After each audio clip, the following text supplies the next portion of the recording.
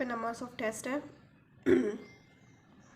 आप दे सकते हैं, मतलब अगर आपकी टाइपिंग अच्छी है तो मेरे हिसाब से आज से एक टेस्ट देना स्टार्ट करें, बस उससे ही हो जाएगा काम।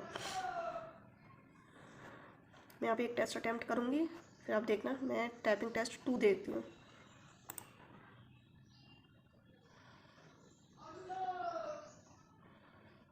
ये पैराग्राफ है अपना इतना बड़ा, इसमें से ये पूरा पैराग्राफ नहीं लिखना था आपको, बस अपनी कितने वर्ड स्टॉकिंग मैंने जब पहले ही दिया था लास्ट टाइम, तो उसमें 2000 वर्ड स्टॉक किए थे मैंने, और इसके अलावा 97% एक्यूरेसी थी एंड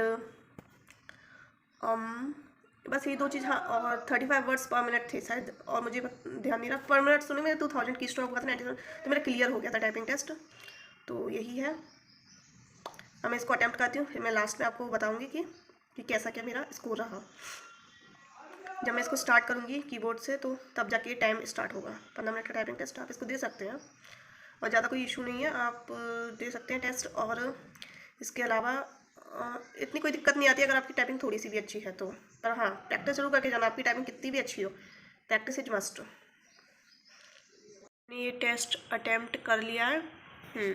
तो मैं अब आपको अपनी एक्यूरेसी एंड स्पीड दिखाती हूँ। तो मेरी ये स्पीड है 26 वर्ड्स पर मिनट की स्ट्रोक से 2086, और 90% एक्यूरेसी है, 278 वर्ड्स करेक्ट है, 24 वर्ड्स रॉन्ग है।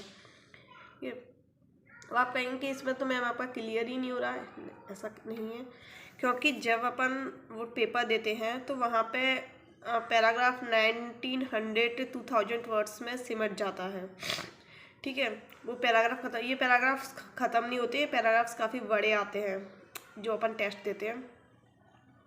फिर जो ख़त्म हो जाता है तो अपना जैसे कितने 15 मिनट का रहता है, तो अपन को 1 या 2 मिनट मिलते हैं जब तक अपन अपनी मिस्टेक सुधार लो, तो ऐसा भी रहता है। और धीरे धीरे अभी तो 20 डेज रिमेनिंग है, 22 डेज, तो इसमें अपन अभी सुधार सकते हैं। मेरी अभी 90% एक्यूरेसी है, मैंने कल टेस्ट दिया था उसमें मैं 92% एक्यूरेसी थी, तो ये ऊपर नीचे होती रहती है। पर हाँ, जनरल कैटेगरी के लिए 95% से एवब ज़रूरी है, तो I am in general category. So okay, तो मिलते हैं नेक्स्ट टॉपिक के साथ।